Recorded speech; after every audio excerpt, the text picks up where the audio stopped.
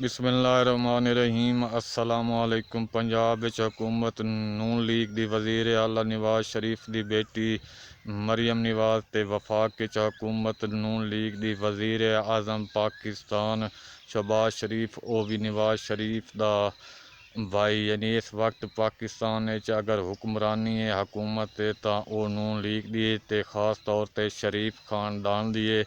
इस दे बावजूद भी जेड़े नवाज शरीफ के खास बंदे हैं, जवेद लतीफ़ हो गया, राणा सनाउल्ला हो गया या होर जेड़े इन्होंने नाल रलदे मिलते हैं, वो टीवियों ते बह के अपने आप को इस तो ला ताल्लुक कर रहे हैं। हालांकि अरबन के केस भी नवाज शरीफ के माफ़ होए, करप्शन के केस माफ़ होए, सहूलतकारी मुकम्मल की गई, अदालती निज़ाम इन्हां दे अगू मुकम्मल तौर पर लेटिया गया, लेकिन इन्हां दा इस गल ते छो न बुढ़ा ते आवाम ही इन्होंने रद्द किया बड़ा टिका के जी 17 सीटां वाला वज़ीर आज़म बनया बैठा है, 35 या 38 सीटां वाली वज़ीर आला बनी बैठी है, त्रै इन्होंने CM हाउस हैं वज़ीर आला पंजाब दे ते त्रै जी मर्सडीज़ गड्डी के टायर जोड़े हैं वो या वो जी ढोर ढार है शो शाह है वो उत्ते 3 करोड़ के लगभग खर्चा हो रही है। 3 अरब का हैलीकैप्टर इन्होंने मिल गया है।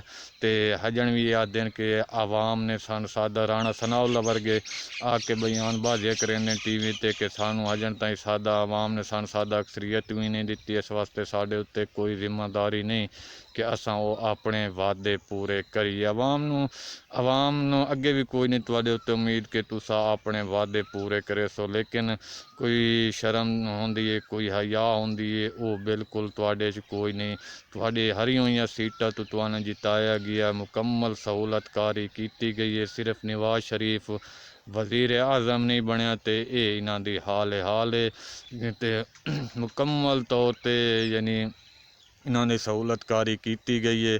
तो इस दे बावजूद भी हजन तई ये हुकूमत आवाम नू कुछ डिलीवरी नहीं कर सकी। जेड़े इन्होंने पहले वादे वईद हैं इलैक्शन तो पहले कि अस 300 यूनिट तई बिजली फ्री दे दिसा है, तो पेट्रोल गैस सस्ती कर दिसा है, डीजल के रेट घट आसन, और दूसरा हैल्थ कार्ड का इजरा कर दिसा है, वो वादे वईद इन्होंने उत्थाए रह गए। तो इन्होंने जी अपनी अयाशियां या अपनी जी साड़ी वज़ीर आला पंजाब टिकटॉक जी वीडियो बनाई है, इस तो इलावा ये आवाम नू कोई रिलीफ ही नहीं दे सके। हाँ एक रिलीफ दिता इसू जो रोटी 16 रुपये की, 16 रुपये करके भी सन तक किदू नहीं लभदी पई। मैं तकरीबन अज 8-10 होटल भावें वो 20 रुपये तो रोटी मिलती पई है, पता नहीं 16 रुपये कितने इस रोटी कीते। तो दूजे पासे इन्ना आवाम किसान ज़्यादा सवादी करके टीका लाया जोड़ा गंदम की इमदादी कीमत 3900 रुपये, तो उस तो भी खरीद नहीं कर रही हुकूमत।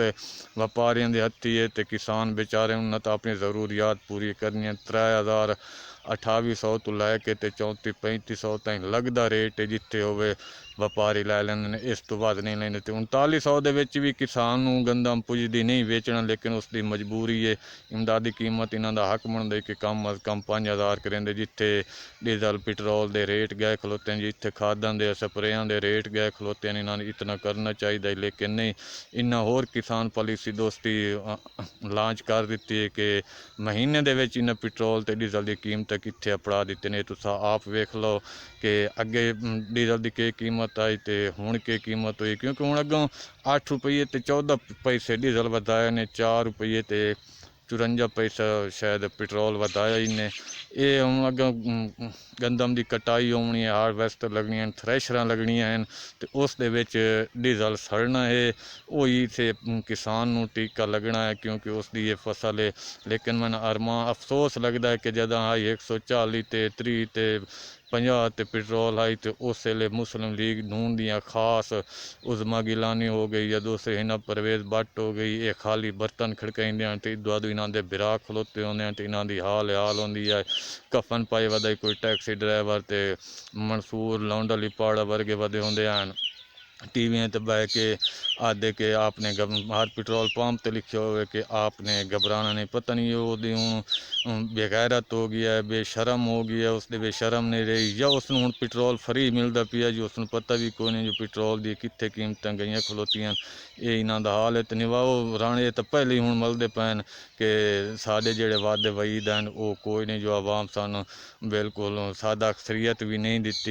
ये इन्हों की इस टाइम सिचुएशन ही ने। तो जेड़े ਇਹਨਾਂ ਨੂੰ ਸਹੂਲਤਕਾਰ ਨੇ ਹੁਣ ਉਹਨਾਂ ਨੂੰ ਵੀ ਪੈ ਗਏ ਪਹਿਲੇ ਬੂਟ ਚਟੇਂਦੇ ਰਹਿਣ ਤੇ ਹੁਣ ਉਸੇ ਬੂਟ ਤੇ ਗੰਦ ਪਾਵਣ ਲੱਗ ਗਏ ਨੇ।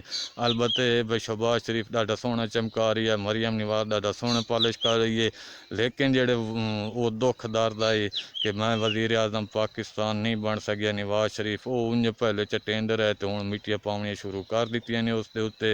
जिवें पहले भी इन्हां दी इंज रूटीन रहिंदी है कि उन्हां ने जेड़ा कपेंदे जेड़े इन्हां दे पहले सहूलतकार बनने ते इस्टैबलिशमेंट नूं पहले भी पता है।